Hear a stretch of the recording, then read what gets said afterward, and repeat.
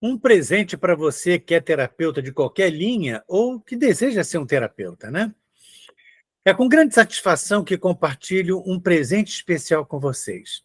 Estamos oferecendo gratuitamente um resumo da nossa primeira aula, onde desvendamos a fascinante origem da psicoterapia reconstrutiva, vinda do mundo extrafísico. Sim, é isso mesmo. Você vai ficar de boca aberta. Descubra por que essa abordagem está destinada a se integrar à medicina convencional, trazendo uma perspectiva única para a medicina orgânica no futuro. E tem uma parte melhor, é totalmente gratuito. Você vai assistir essa aula agora, gratuito, e pode compartilhar com quem você quiser. Não há absolutamente nada a perder e muito a ganhar. Além disso, reserve um espaço na sua agenda do dia 22 ao dia 26 de janeiro de 2024 para você participar do evento Jornada Além da Patologia. Jornada Além da Patologia, que será transmitida por uma live no YouTube.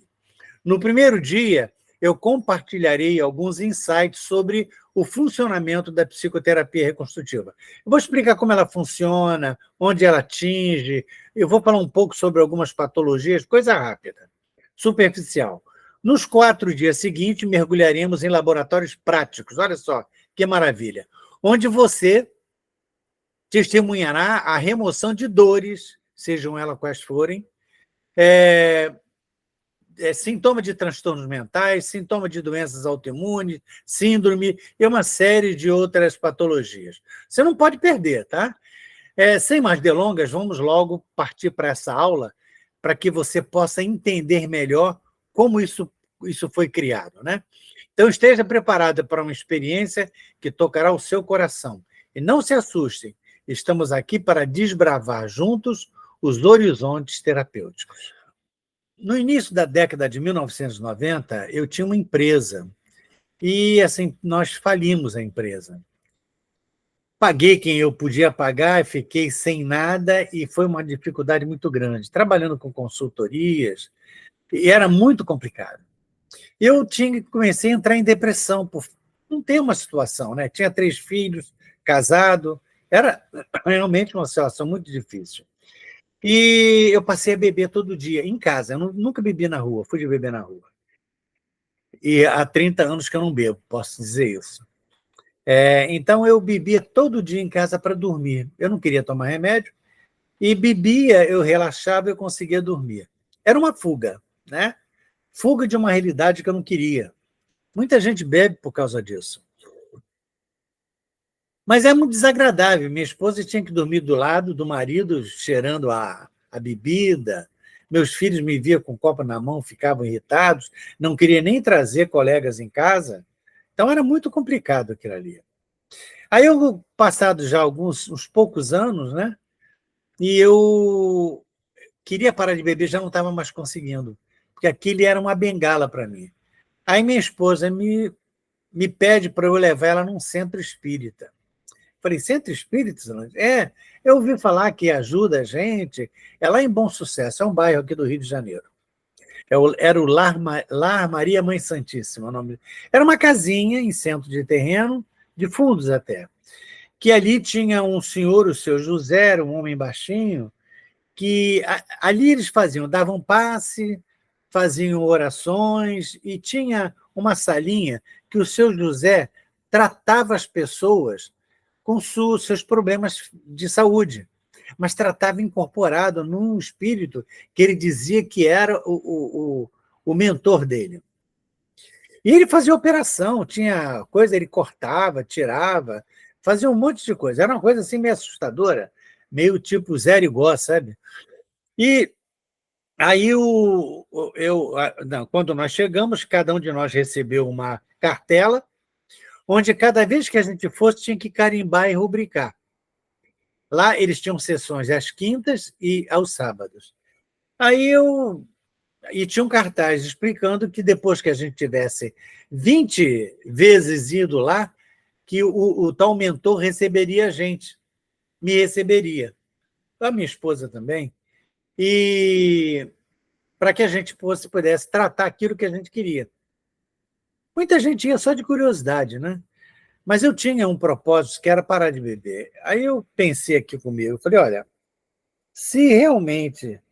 Isso, bem que esse mentor podia me chamar lá hoje, eu estou na primeira vez que eu estou aqui, e me dizer que eu vou parar de beber. Acabei de falar, a porta se abre, sai uma senhora que estava sendo atendida, aí o seu José, ele sai assim à porta, olha assim para as pessoas, aí ele, devia ter umas 70 pessoas lá, no quintal, né?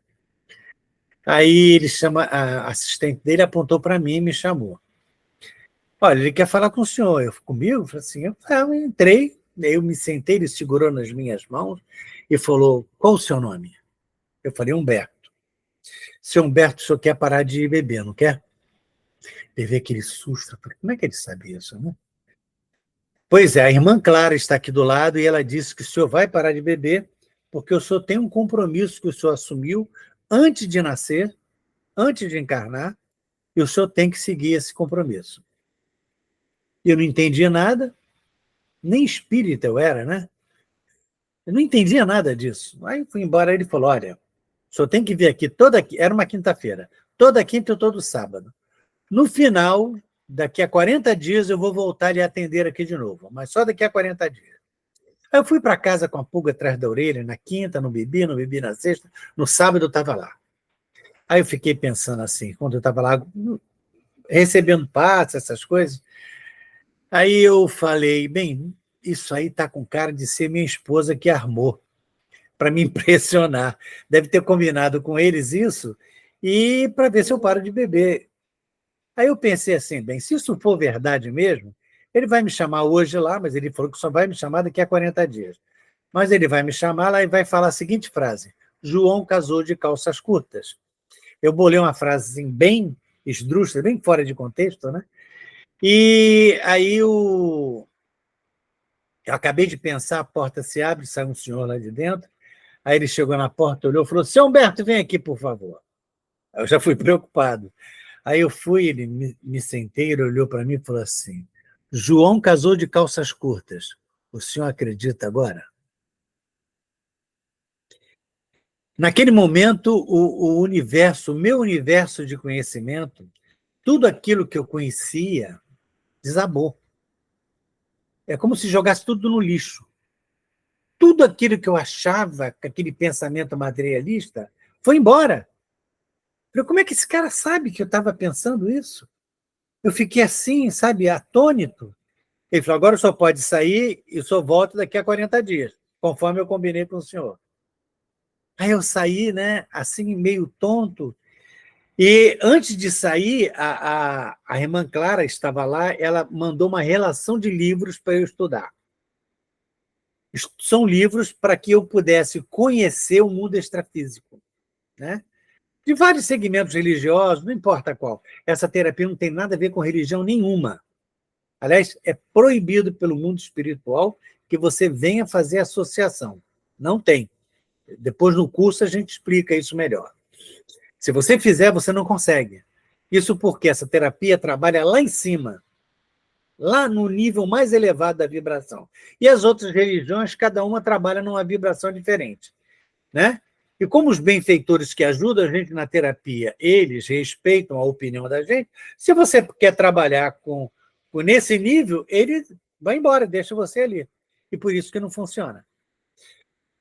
Mas então, aquilo foi muito interessante, que o meu aprendizado foi uma coisa interessante. Eu li aqueles livros, tinha coisa que eu não entendia. Aí eu pensava assim, isso acontecia toda semana. Como é que é isso mesmo que eu não entendi? A hora que eu ia entrando no centro, o seu José pegava o microfone, né?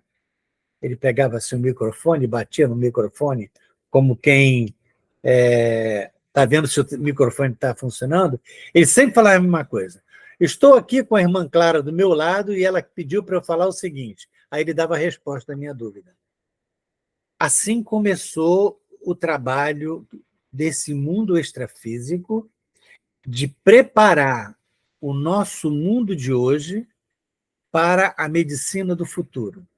Então, vocês que são terapeutas ou que querem ser terapeutas, vocês vão ingressar nesse tipo de atividade. No futuro, a medicina deixará de ser eminentemente orgânica e terá que trabalhar com a medicina holística. E aí você vai estar lá. Você vai ser o braço holístico da medicina. É assim que eles nos dizem que vai acontecer. Para isso, nós precisamos ter um contingente grande de terapeutas que vão sobreviver bem, porque essa terapia, por ser algo assim que nada se compara com ela, né? Medicação alguma vai curar você.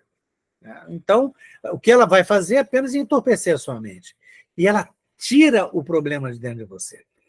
Sintomas de qualquer doença, de qualquer dor, você tira. Sintoma de doença autoimune, nós trabalhamos em sintomas de transtornos mentais, de uma série de coisas. Por quê? Porque não existe a doença. Entende? Doença não existe. Nós estamos aí há mais de 2.000 anos, desde Hipócrates, o pai da medicina, tratando doenças, quando elas não existem. O que existe são os doentes. Aí, esses sintomas, a humanidade passou a dar nome de doença, mas ela não existe. Isso é resultado de uma coisa que está dentro de cada um de nós, que são os sintomas. Nós estamos doentes.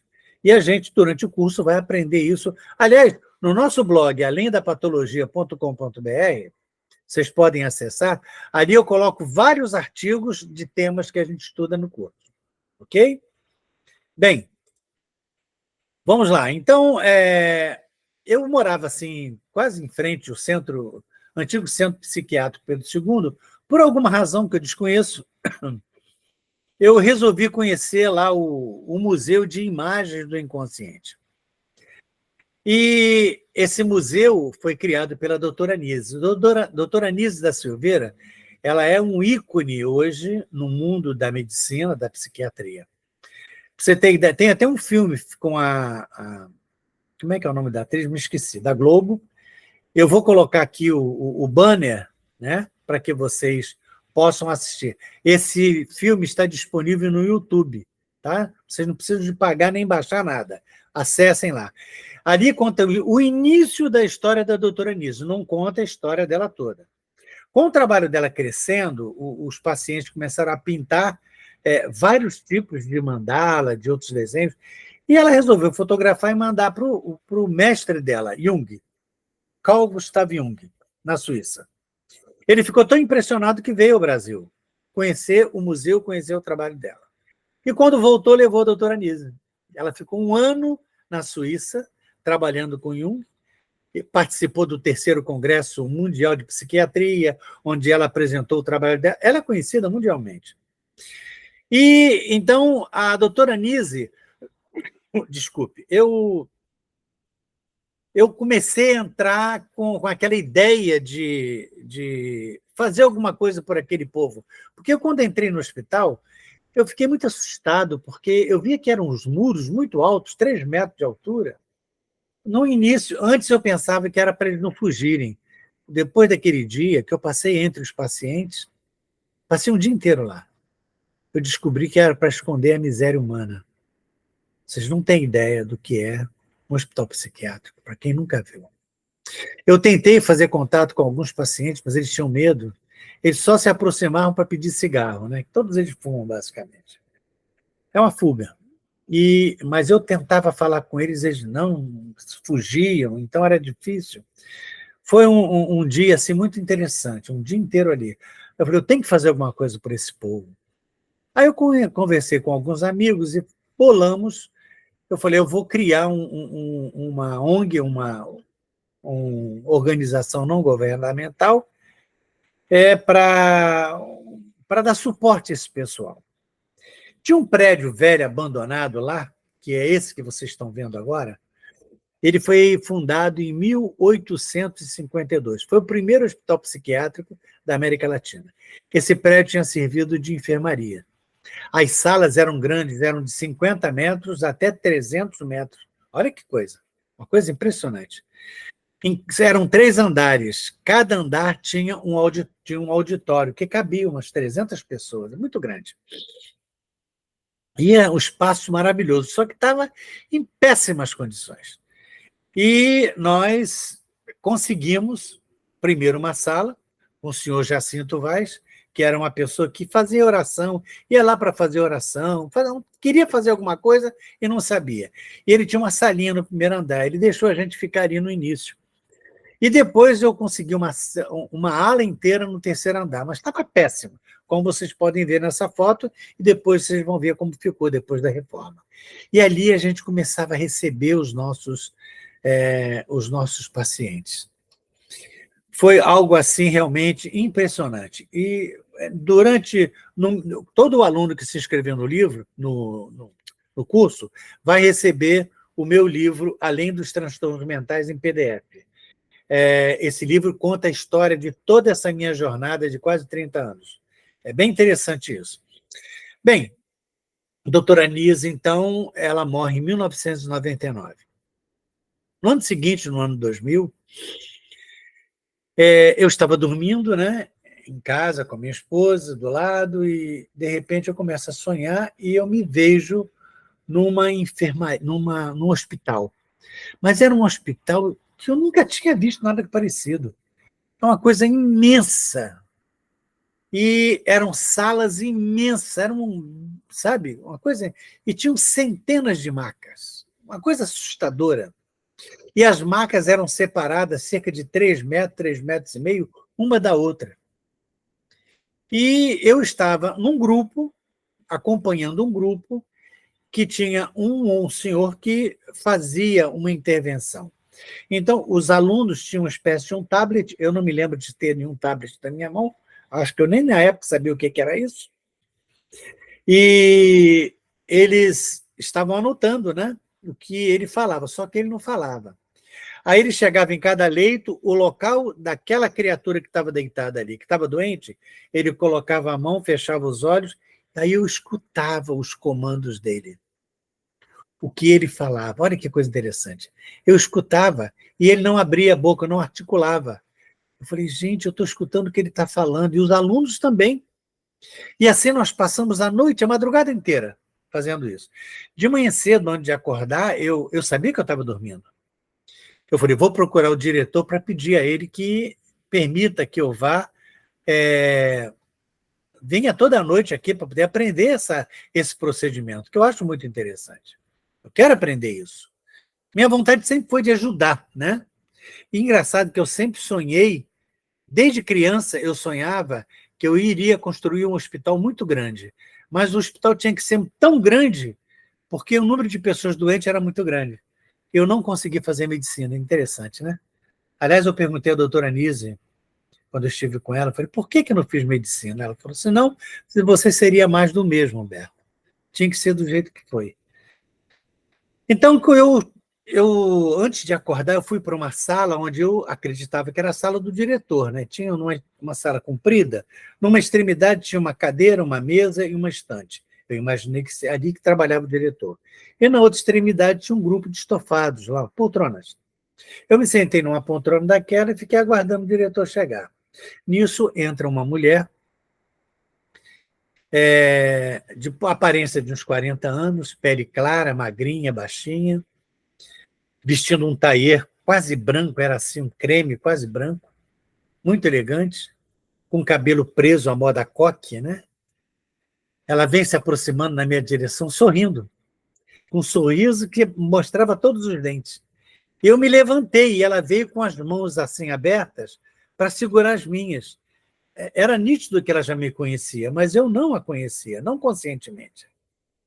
Aí ela segurou na minha mão, eu falei, eu passei a noite inteira aqui no hospital, vendo o pessoal tratar outras pessoas, eu queria aprender essa técnica, mesmo como ouvinte. Ela olhou para mim e falou assim, queria não, você vai. Quando ela fala você vai, eu volto para o corpo, acordo assustado. Esse procedimento passou a ser uma constante em minha vida. Cada vez que eu acordava assustado durante a noite, minha esposa perguntava, onde você foi? Interessante, né? E eu imaginei que nas noites seguintes eu iria lá, eu até me preparei, eu fiquei toda, né? Fiz minhas orações, estou preparado para ir lá. A partir da segunda noite, eu só fui para a região do baixo astral, chamado umbral. É o que as religiões chamam de inferno. Eu conheci as diversas dimensões desse ambiente. Quanto mais, quanto mais revoltada, quanto mais compromissado é a criatura, mais profundo ela fica. E o sofrimento é inimaginável. E eu ia ali para poder aprender sobre as consequências do mau uso do livre-arbítrio.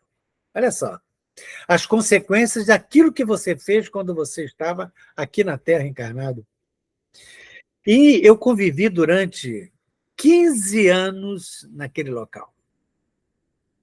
15 anos. Raramente eu ia na colônia durante a noite para fazer alguma coisa, mas basicamente toda a noite lá embaixo. E desenvolvendo a terapia, desenvolvendo a terapia.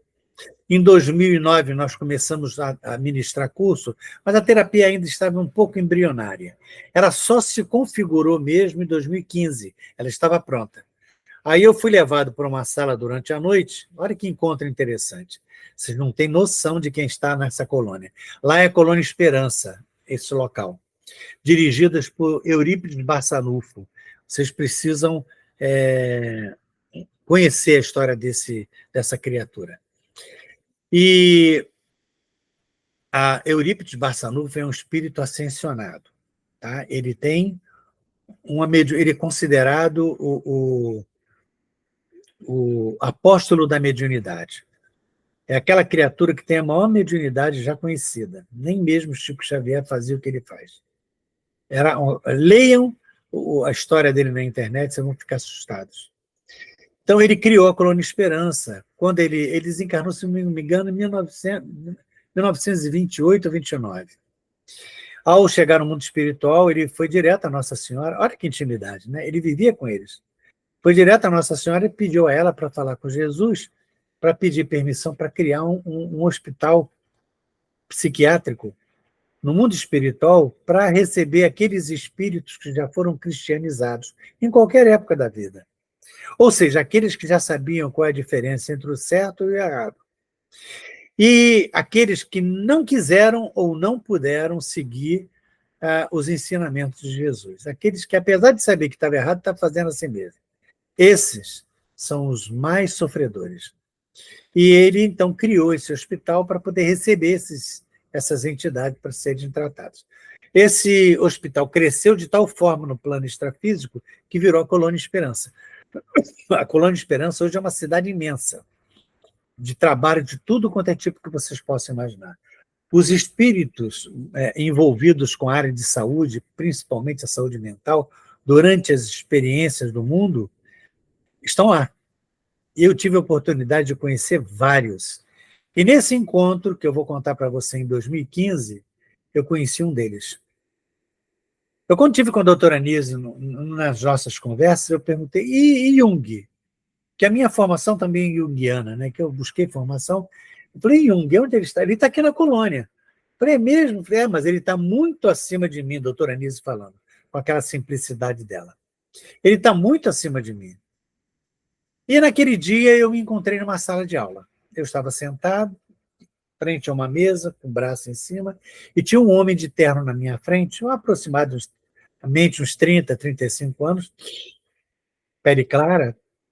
Ele falava, então, sério comigo, você confirma o seu compromisso de fazer a divulgação dessa tecnologia, dessa terapia? Eu já estava planejando me aposentar, porque desde 1995 a 2015, foram 20 anos de muito sofrimento. Quem lê o livro, o nosso livro, Além dos Transtornos Mentais, eu conto essa história. Eu viajei pelo Brasil, fui para fora, fiz um monte de coisa. E sempre em busca de mais conhecimento, né? E o que aconteceu foi que ele insistindo, eu botava a mão na cabeça, falei, meu Deus do céu, eu tinha noção da dificuldade que eu ia ter. E realmente, depois de 2015, a coisa ficou mais difícil. Agora que as coisas estão clareando. Eu falei, não, eu aceito, eu confirmo. Aí ele esfregou a mão assim e saiu por uma porta dizendo que ia cancelar a minha aposentadoria. Na época eu não entendi, depois eu entendi. era Carl Gustav Jung, jovem, assim como a doutora Nise também está jovem no mundo espiritual. Eu coloco a foto dos dois para vocês verem como é que eles estão lá. Aqui a foto do Jung já idoso e Jung do jeito que está lá. Doutora Nise idosa, doutora Nise como ela está lá. É muito interessante, né? A gente rejuvenesce quando vai para esses lugares. Né? E criamos um projeto social. Esse projeto social era para atender a comunidade lá do hospital. O objetivo era fornecer alimentação, bolsa de alimento, né? Não era nem uma cesta básica, que a gente não tinha recurso, que a gente arrecadava, a gente distribuía. Roupas usadas, calçados, lavagem e corte de cabelo, você não tem noção. Essas pessoas nunca lavaram a cabeça assim, numa cuba, né? Lá, igual no salão. E ali, mesmo que improvisado, eles adoravam, né? Nós tínhamos a minha orientação infanto-juvenil e para os filhos especiais dos pacientes do hospital. Eu conduzi uma atividade terapêutica, eu também sou psicanalista, né? Eu conduzia uma atividade terapêutica com o objetivo de entender as causas daqueles sintomas. Então, eu tinha assim, uma vontade muito grande de entender a causa daquele sintoma. E era justamente ali que eu tentava descobrir o que se passava na mente desses pacientes. E o que aconteceu foi que tinha um deles que eu tinha muita intimidade, que era o José, ele gostava muito de mim, conversávamos muito. Aí um dia eu cheguei para ele e falei, eu falei, eu vou entrar no mundo deles para ver o que acontece. José, o que acontece? O que as vozes falam para você? Ou então esses espíritos que ninguém diz que vê? Não, senhor Humberto, eu não vejo nada, nem escuto nada, não. Eu falei, como? Todo mundo aqui sabe que vocês escutam? Não, não, o doutor falou, o médico, o psiquiatra, que aquilo é coisa da minha cabeça. Se eu ficar falando que eu escuto, que vejo, eles vão continuar aparecendo. Aí eu falei, mas eu escuto, eu vejo. O senhor vê, senhor Humberto? O senhor escuta? Escuto. E o senhor vê mesmo? Vejo. Então, me fala um pouco sobre eles. Eu falei, eu tenho uns amigos aí que estão comigo, mas eles me defendem. Eu falei, mesmo, vamos conversar sobre isso. Aí, na sessão seguinte, ele vem todo alegre e falou assim, seu Humberto, os meus amigos pediram para fazer uma sessão de terapia com o senhor. Quase que eu caio da cadeira naquele momento. Falei, quê? Agora eu vou fazer terapia com esses espíritos? Aí eu me segurei e falei assim, não, tudo bem, na próxima sessão você pode trazer. Aí na sessão seguinte, ele entrou triste, eu falei, o que houve? O guarda lá embaixo não deixou os meus amigos entrarem. Aí eu falei, espera um pouquinho. Aí eu simulei que eu estava fazendo, estava mesmo, pensamento, em pensamento pedindo para deixar eles entrarem. Eu sabia que não tinha guarda lá embaixo. Guarda só tinha de segunda a sexta. Era sábado, era um domingo. E aí, de repente, ele falou, eles chegaram. Aí, quando ele falou, chegaram, correu aquele frio, né, nas costas. Eu falei, muito bem, então vamos fazer o seguinte, eu vou fazer perguntas a eles, em pensamento, e você vai responder. Pode ser? Pode. Aí eu, em pensamento, falei, quem são vocês? Qual o nome de vocês? E qual a atividade, o que faz vocês se ligarem a ele? Aí o José começou a falar, nós somos três aqui do outro lado. Tibúrcio, Galdino e Walter. Nosso grupo era muito maior, o José, inclusive, fazia parte. No passado, a gente assaltava fazendas, fazia uns servicinhos assim, meio estranho. E, à medida que cada um foi morrendo, foi acabando o grupo. O José renasceu de novo. E nós reunimos o nosso grupo e acompanhamos o José. Só que a gente tem um medo danado do anjo. De vez em quando vem um anjo e leva um lá para a luz. E quando leva, a gente fica apavorado, porque dizem que lá na luz queima a gente. Não tem nada a ver uma coisa com a outra, né? Era a ideia deles. E eu comecei a fazer essa pergunta. Isso abriu um universo para que eu começasse a trabalhar de uma forma mais ostensiva com a psicoterapia reconstrutiva, né? Para adiantar mais, que eu não quero falar muita coisa, para não demorar muito,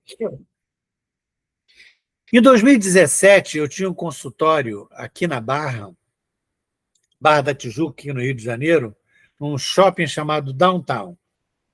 Nós tínhamos lá um consultório e minha esposa trabalhava comigo, ela ficava na secretaria, atendimento, enquanto eu atendia na minha sala privada. Aí chega lá um casal, né? Ligou antes, marcando, um casal de meia-idade. Ele de cabeça baixa, parecia que estava sendo conduzido pela esposa. Aí a esposa falou para minha mulher que queria entrar para conversar comigo sobre o marido. Aí ela entrou, ficamos nós três, ela falou, eu sou psiquiatra. Eu já levei um susto, né? Porque eu falei, psiquiatra geralmente foge do trabalho da gente. Eu sou psiquiatra. E esse aqui é meu marido. E ele tem uns apagões impressionantes. Ele fala coisa que depois não se lembra. Ele tem uma espécie de uma mediunidade inconsciente, algo assim muito interessante. Eu já tentei de tudo com medicação, não funciona. Aí eu comecei a fazer o tratamento dele. Ele melhorou rapidamente, passou a ser uma pessoa, sabe, consciente, muito falador. E aí o que aconteceu? De repente, numa das últimas sessões de tratamento, ele me chamava de doutor Humberto, por respeito. Eu não sou médico, né? Mas ele me chamava de doutor Humberto. Aí, de repente, ele estava sentado na poltrona na minha sala, ele olha para mim e fala assim, Humberto, eu já vi que não era ele. Ele falou, aqui é Anísio da Silveira. Quase que eu caí da cadeira. Né? Se prepara porque nós vamos fazer reuniões 2 vezes por semana, às terças e às quintas, das 7 da manhã às 8h30, aqui no seu consultório. Eu quase caí para trás naquilo ali. Então, esse trabalho durou 2 anos. 2 anos ela vindo, nós recebíamos psicografias em espanhol, em francês, em inglês, em português, e ela traduzia tudo aquilo, ele psicografava, que é uma coisa impressionante. E falando sobre assuntos diversos. Parecia que a gente estava em teste, né? E minha esposa passou a participar também. E ali eles traziam temas para que cada um de nós fizesse a sua própria interpretação em função do adiantamento moral de cada um de nós. Isso foi até setembro de 2019. Em setembro, quem veio não foi ela, veio um homem de voz grossa, muito sério. Aí eu falei, a Anísia não pôde vir, assim que ele falava. Eurípides chamou ela para uma reunião. Eu vim no lugar dela. Eu falei, quem é o senhor? Eu sou o senhor Mariano. Senhor Mariano Cunha. Seu Mariano? Não, seu não, senhor. Ele era o tio de Eurípides, administrador do umbral latino. Vocês sabem o que é isso? Eu perguntei se ele era o administrador. Ele falou, não, eu sou um simples servidor. Ele era o responsável por aqueles espíritos que já tinham sido cristianizados, ou seja, aqueles que vão ficar aqui na Terra.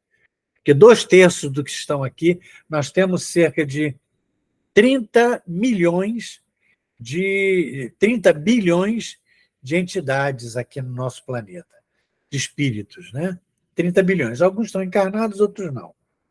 20 bilhões serão degradados, já estão indo, né? Indo embora do planeta, sendo substituídos por espíritos melhores. Mas isso aí a gente conta no livro, conta também durante a aula, né? Então, só para vocês terem ideia, iniciamos esse curso que nós estamos oferecendo, né? O curso de Psicoterapia Reconstrutiva, em 2009.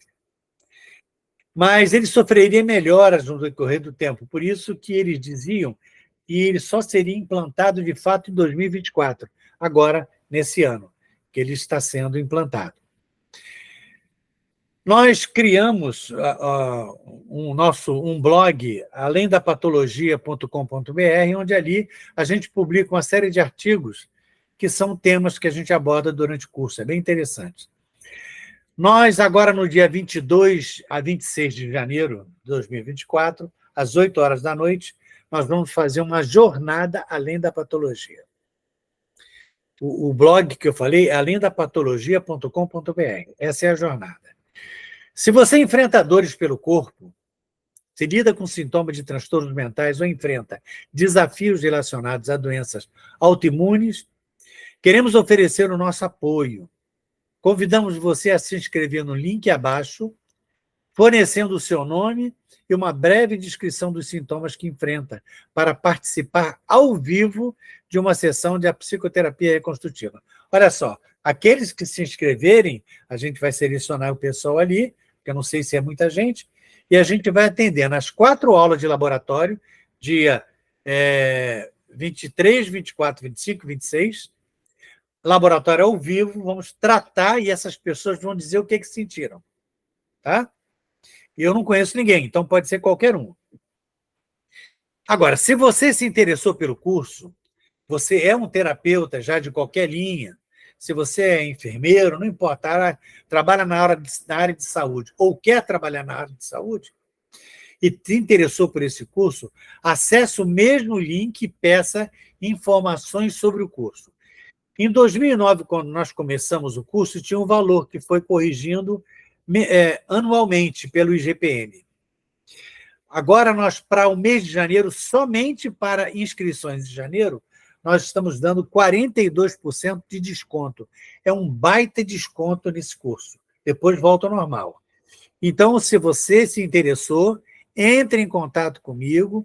Você tem várias formas de pagar isso aí, paga com cartão de crédito, pode parcelar, você vê como vai fazer. Isso tudo a gente vai poder te ajudar. E você vai ter aquela profissão do futuro, que é o mais importante. Ok? Agradeço a atenção de todos, desejando um 2024 com muita paz, com muito progresso, e espero vocês lá. Um abraço.